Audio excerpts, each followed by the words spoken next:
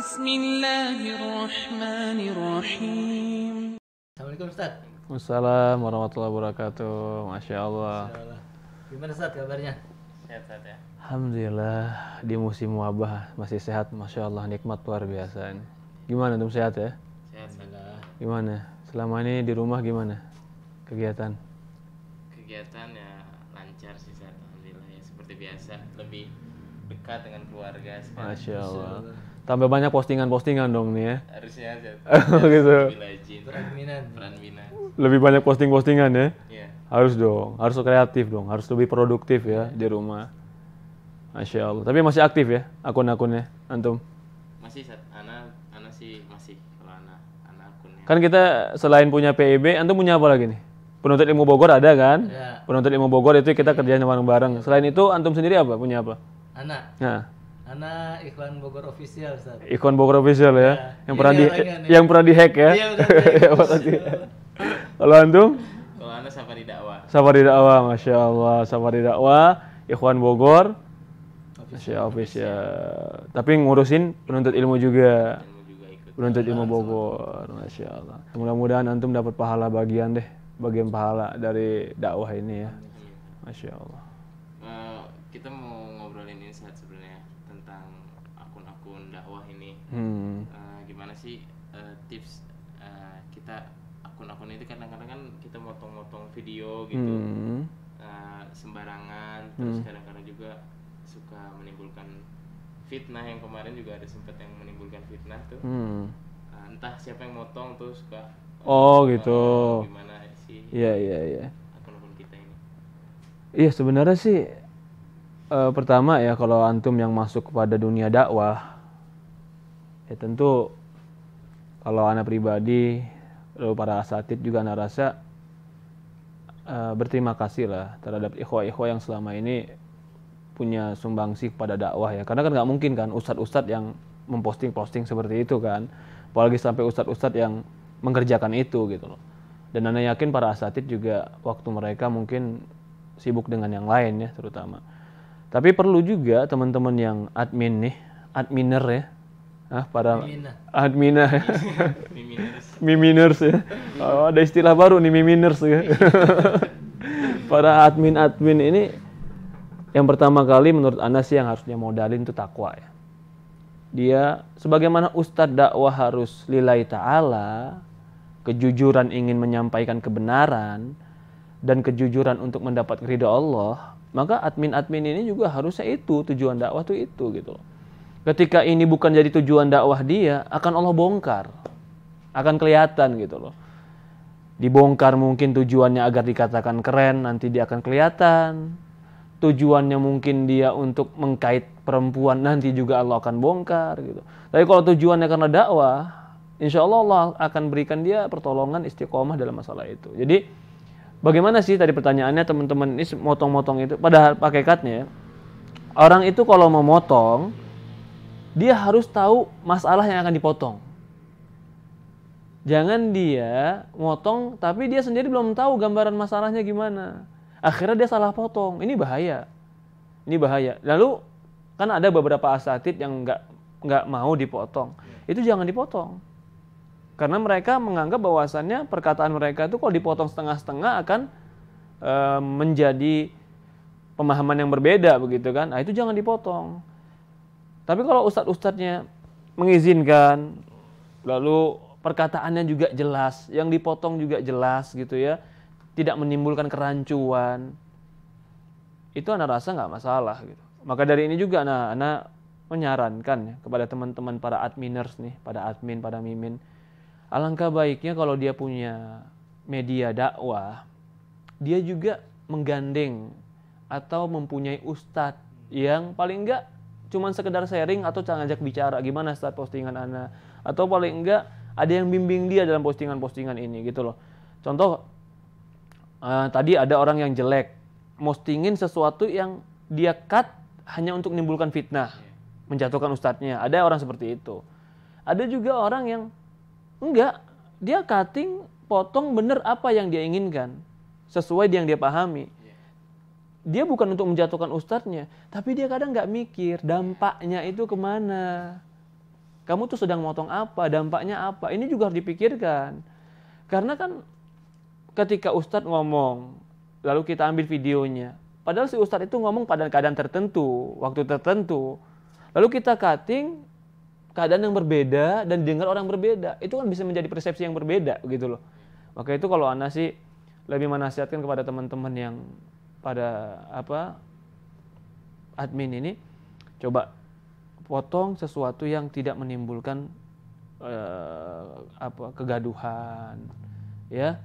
Potong sesuatu yang tidak menimbulkan, yang tadinya kita ingin orang dakwah sunnah itu diterima, malah ketika kita salah orang malah antipati dengan dakwah sunnah gitu.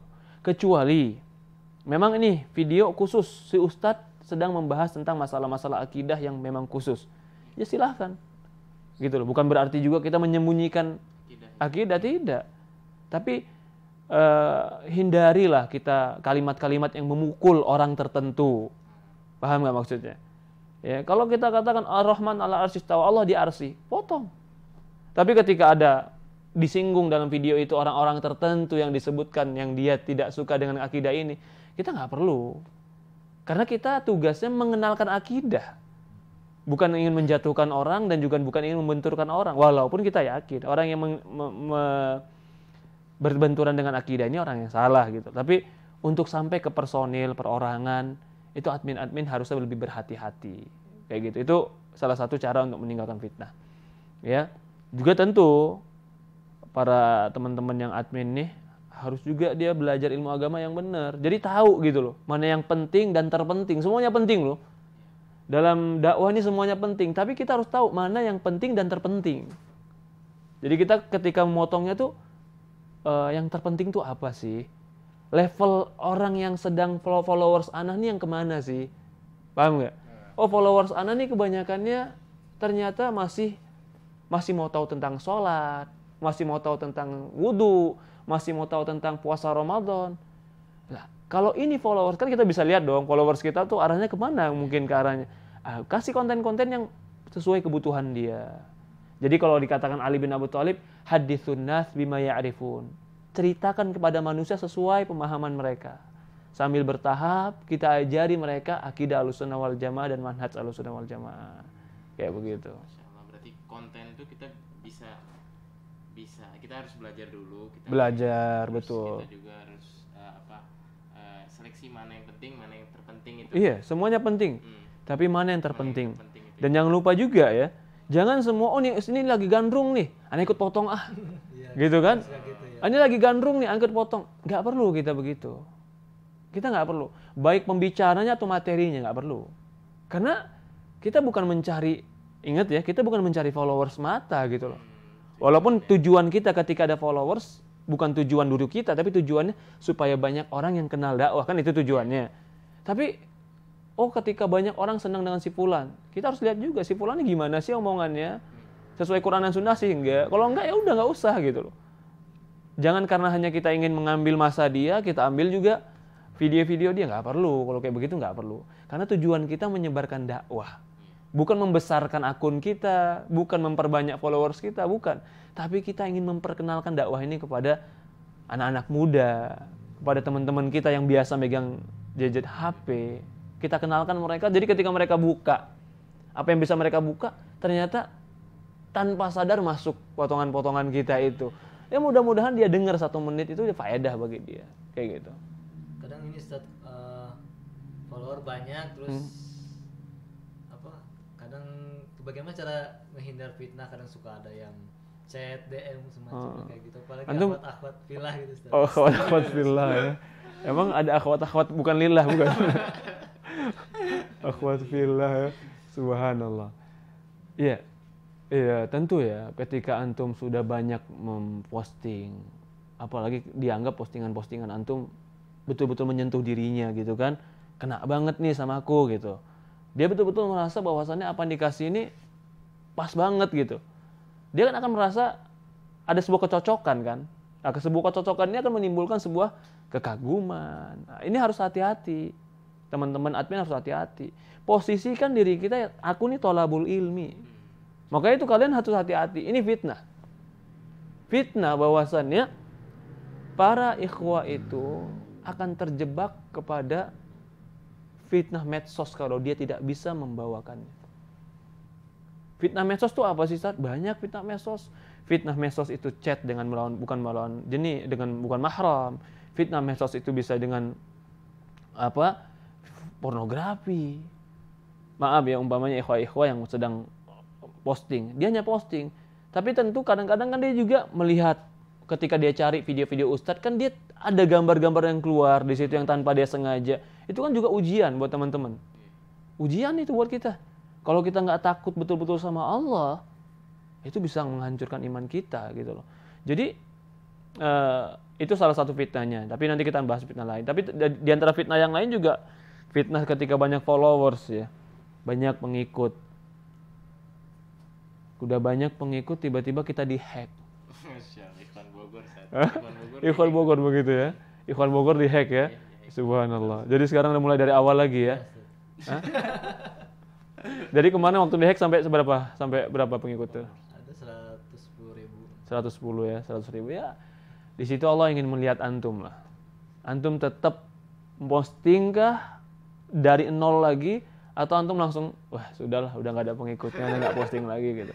Kalau memang antum tujuannya faedah, tujuannya menyebarkan manfaat, Anda berharap antum tetap istiqomah. Istiqomah. Karena kan selama ini juga kan kita nggak ngambil faedah apa-apa dari itu. Berapapun followersnya kita nggak ambil faedah apa-apa kan. Artinya sudah, kerjakan lagi aja seperti biasa gitu.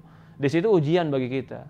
Apakah kita tetap mau menyebarkan faedah ini atau kita lemes ketika kita mulai dari awal lagi gitu. Tapi ya rasa insya Allah lah kita tetap harus apa yang menguatkan kita itu niat ikhlas sebenarnya. Tentang masalah tadi akhwat fillah gitu ya. Banyak followersnya akhwat fillah, banyak yang DM, yang nanya gitu ya. Ini terjadi ya. Karena di tengah-tengah umat kita ini sekarang nggak bisa membedakan antara ustadz dan bukan ustadz. Siapa aja yang memposting ilmu-ilmu agama udah dianggap sebagai ahlu agama. Ini hati-hati. Lah kita juga jangan terbawa seperti itu. Kita harus tahu diri kita juga gitu. Bahwasannya katakan aku bukan ustadz, aku penuntut ilmu. Katakan itu gitu. Dengan jelas-jelas katakan aku penuntut ilmu. Lalu jika ada yang nge-DM perkataan-perkataan tidak bermanfaat, ya sudah, itu ujian loh bagi kita. Tapi sekarang pada nikah kan? Udah pada nikah ya? Alhamdulillah, itu salah satu tameng ente jaga diri. Tapi kalau ente masih bujang, pegang HP, lalu ada yang DM seperti itu, itu ujian-ujian yang berat kan? Kalau ujian yang berat seperti itu, obatnya nikah. Sekarang antum udah nikah kan? Ajak istri antum sebagai miminah, udah. Jadi megang bareng gitu loh. Kalau megang bareng ketahuan macem-macem. Ajak bareng gitu loh. Manfaat kebaikan tuh ajak bareng. Mungkin antum yang cutting, dia yang posting, atau kebalikannya, dia yang posting, antum yang cutting. Itu kan bisa juga seperti itu gitu. Nah, ini salah satu cara juga untuk kita menjaga diri kita. Jadi satu akun mungkin dipakai beberapa orang. Satu akun dipakai beberapa orang, ini bisa jaga diri juga. Jadi dalam akun itu nggak bisa macam-macam gitu loh. Yang berikutnya juga nasihat mungkin bagi teman-teman yang kagum dengan akun-akun dakwah ya. Harus teman-teman juga yang mengagumi akun-akun dakwah harus tahu. Loh, kalau memang dia bukan ustadz, dia cuman admin, posisikan dia admin. Posisikan dia admin. Jangan dia terbawa, apalagi sampai terbawa dengan rayuan. Gini, ketika kita udah tahu nih barometernya.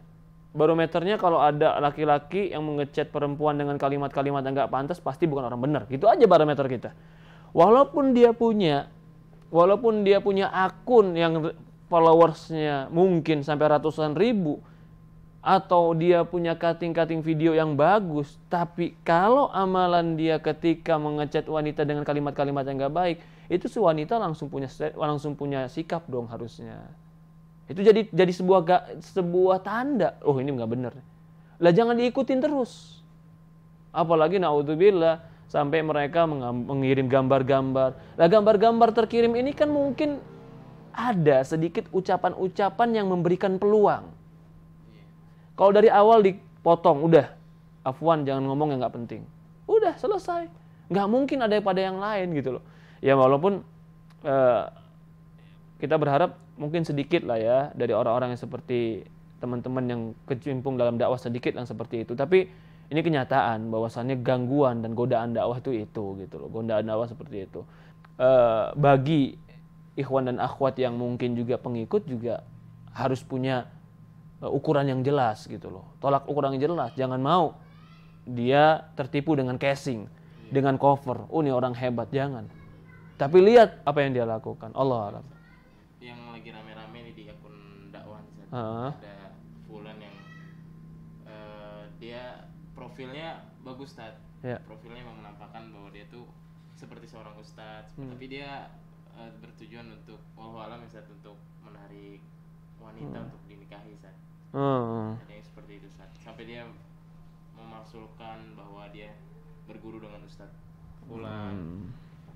Iya, yang seperti yang seperti itu juga kita nggak, artinya gini ya, perlu kecerdasan kita dan perlu pula penyaringan dari diri kita untuk menilai orang itu tadi. Maksudnya gini, ketika kita lihat bagus, mungkin postingannya bagus atau juga pembicaraannya bagus, tema-temanya bagus, tapi dia berani ngechat akhwat, berani bicara yang nggak benar, itu sudah menjadi sebuah ciri ini nggak benar. Walaupun postingannya bagus, itu nggak benar gitu loh. Walaupun dia foto sama ustadz siapapun. Lah karena ustadz kan kadang-kadang nggak mungkin menolak. Ustadz, aku minta foto ya. Nggak mungkin kan ustadz. Oh jangan foto mana? Kan jarang ustadz kayak begitu. Walaupun mungkin ada. Wah, itu hak ustadz kalau dia menolak. Karena memang kenyataannya bisa jadi foto-foto tadi jadikan sebuah alat untuk seolah-olah dia itu orang soleh, dekat sama orang soleh seperti itu kan. Ini tipu daya setan seperti itu. Jadi yang paling penting poinnya adalah bagi admin harus banyak bertakwa, bagi followers harus tambah dan upgrade ilmu. Upgrade ilmu itu bagaimana maksudnya? Harus punya barometer yang jelas untuk menilai orang baik dan nggak baik. Kalau orang sudah sering DM, ngajak ngobrol nggak jelas, udah, itu nggak baik. Itu nggak baik. Jangankan sampai dia mengantar kepada kirim-kirim foto. Dia ngajak ngobrol yang nggak bener aja, ngajak ngobrol nggak penting aja, itu sebuah sinyal sebenarnya. Sebuah aroma yang nggak bagus. Lah aroma-aroma yang nggak bagus gini, aroma-aroma gosong begini, udah langsung matiin apinya. Kayak gitu. Hah? Blokir, bisa diblokir, bisa dihapus gitu. Allah alam. Iya, iya. Kalau misalnya kita kan menempatkan diri kita bukan ustadz ya, terus ada yang DM pertanyaan tentang masalah hukum-hukum, agama seperti itu. Kita tahu jawabannya, cuman kita nggak mau takut salah gitu, Ustaz. Lebih baik antum jangan jawab. Jangan jawab, Ustaz. Kecuali antum punya atau antum bilang nanti anda tanya ustadz. Ada ustadz yang mungkin bisa antum tanya, nanti biar ustadz yang jawab gitu loh. Karena dikhawatirkan, anda yakin anda tahu jawabannya, antum jawab. Di situ buka pintu setan. Pertama, besok antum berani jawab yang lain. Yang kedua, dia akan menganggap antum pintar jawab. Wah, dia bisa jawab kok, berarti dia berilmu. Dari awal udah potong itu. Bahwasannya anda nggak bisa jawab, nanti anda tunggu ustadz. Kayak begitu aja lebih baik. Lebih berhati-hati, lebih baik. Allah alam kayak gitu. Seperti itu. Nah, Masya Allah. Jazakallah khair. Mungkin ini bisa jadi masukan buat adminers yang lain, Ustaz ya. Masya Allah, mudah-mudahan deh. Wa iyyakum. Tetap istiqomah insyaallah dalam dakwah ya. Ya, assalamualaikum warahmatullahi wabarakatuh.